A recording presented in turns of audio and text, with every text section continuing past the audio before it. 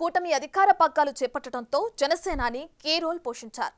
గోదావరి జిల్లాలతో పాటు ఉత్తరాంధ్రలో పవన్ కళ్యాణ్ ప్రభావం స్పష్టంగా కనిపించింది. జనసేన సత్తాని అంచనా వేయలేకపోయిన వైసీపీ నేతలు అసలు పిఠాపురంలోనే పవన్ ని ఓడిస్తామని సవాళ్లు విసిరారు.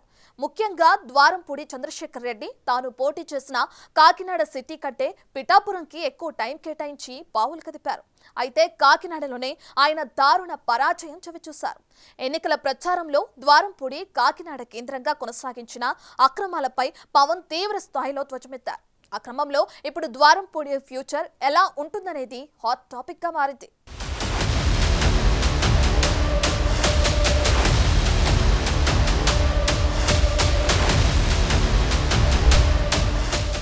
ఎన్నికల ప్రచారంలో భాగంగా జనసేన అధినేత పవన్ కళ్యాణ్ జగన్ ప్రభుత్వ ఏకపక్ష విధానాలను ప్రజల్లోకి తీసుకువెళ్లటంలో సక్సెస్ అయ్యారు. ప్రధానంగా ఉమ్మడి తూర్పుగోదావరి జిల్లాలో కాకినాడ సిటీ వైసీపీ ఎమ్మెల్యేగా ఉన్న ద్వారంపూడి చంద్రశేఖర్ రెడ్డి హవా, చేస్తోన్న అక్రమాలు, అతని అనుచరులు చేస్తోన్న దోపిడీపై ఆయన తనదైన శైలిలో విరుచుకుపడ్డారు. అతి పెద్ద కలకలమే రేపింది. దాంతో పవన్ ని టార్గెట్ చేసిన వైసీపీ పిఠాపురంలో ఆయన్ని ఓడించటానికి సర్వశక్తులు ఒడ్డింది.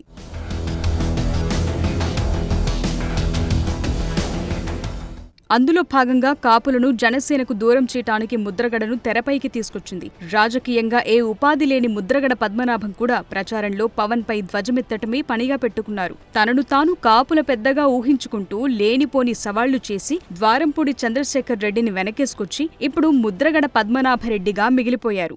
గతంలో మా అబ్బాయి పేరు చల్లారావు నుంచి గిరి మార్చుకున్నాడండి. 3 నెలలు పట్టిందండి. చూశాను.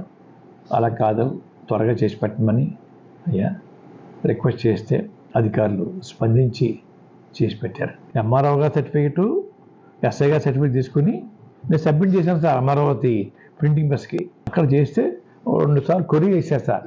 మళ్ళీ 2 సార్లు కాగితా కిందకు వచ్చేది సార్.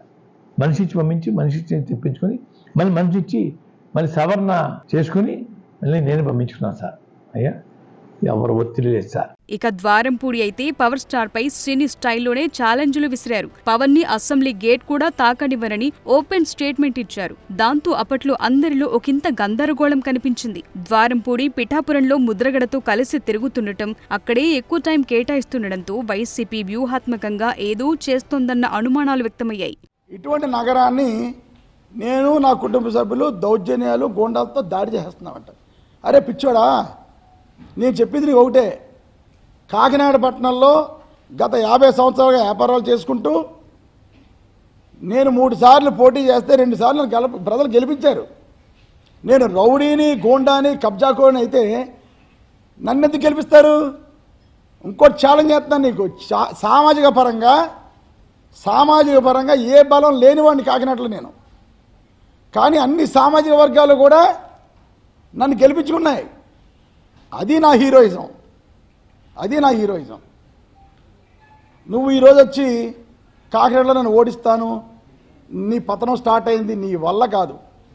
కాకినాడలో బేడిలేసి రోడ్డు మీద తిప్పేసి కొట్టేస్తాను అంటే సినిమాలో చేసుకో. నువ్వు సినిమాలో చేసుకో. కాకినాడలో నీ వల్ల కాదు. ఇక్కడ పుట్టాను, ఇక్కడ పెరిగాను, అదే వాతావరణంలో పైకి వచ్చాను. నేను ఎవరి జోడికి వెళ్ళను. నా జోడికి ఎవరైతే ఏ రోజు నేను ఊరుకోలే.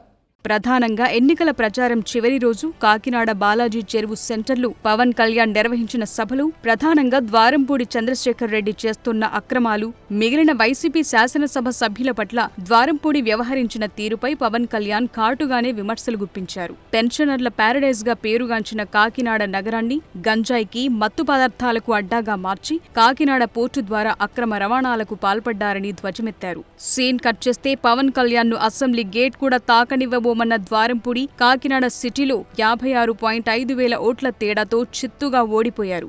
జనసేన దేశ చరిత్రలో ఎన్నడూ లేని విధంగా పోటీ చేసిన అన్ని చోట్ల గెలుపొంది సరికొత్త రికార్డు సృష్టించింది. దాంతో ఇప్పుడు సోషల్ మీడియాలో ఆసక్తికర ట్రోల్ నడుస్తున్నాయి. అసెంబ్లీ గేట్ తాకనీయనన్నారు కదా, మనల్నెవర్రా ఆపేది అంటూ ట్రోల్స్ చేస్తున్నారు. ఆ క్రమంలో ఇప్పుడు ద్వారంపూడి భవిష్యత్ ఏంటన్నది హాట్ టాపిక్ గా మారింది. జగన్ ప్రభుత్వంలో తూర్పుగోదావరి సీఎంగా చెలామణి అయిన ద్వారంపూడి విషయంలో పవన్ ఎలాంటి వైఖరి అవలంబిస్తారనేది జిల్లా నేతల్లో ఉత్కంఠ రేపుతోంది. శాసనసభ గేటు కూడా తాకనీయలేదు. గేట్ తన్నుకుని వెళ్తాడు, తాకనేటువంటి. గత వైసీపీ ప్రభుత్వ పాలనలో కాకినాడ నగరంలో జనసేన నాయకులు, జన సైనికులు, వీర మహిళలు జగన్ ప్రభుత్వ విధానాలపై పోరాటాలు చేశారు. ఆ సందర్భంగా ద్వారంపూడి అనుచరులు వారిపై దాడులకు పాల్పడ్డారు.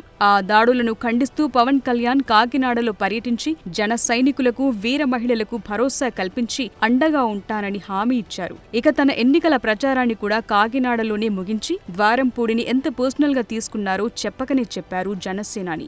ఇప్పుడు ఉప ముఖ్యమంత్రి పవన్ కళ్యాణ్ తో పాటు ముఖ్యమంత్రి చంద్రబాబు తమ హయాంలో కక్ష సాధింపు చర్యలుండవని చెప్తున్నారు. అయితే అవినీతికి పాల్పడిన వారిని, తప్పు చేసిన వారిని మాత్రం విడిచిపెట్టే ప్రసక్తి లేదని హెచ్చరించారు. ద్వారంపూడిపై అక్రమాలు, భూకబ్జాలు, గంజాయి, డ్రగ్స్ దందాలు ఇలా చాలా ఆరోపణలే ఉన్నాయి. దాంతో పవన్ ద్వారంపూడి విషయంలో యాక్షన్ ప్లాన్ ఎలా ఉండబోతుందనేది ఆసక్తి రేపుతోంది.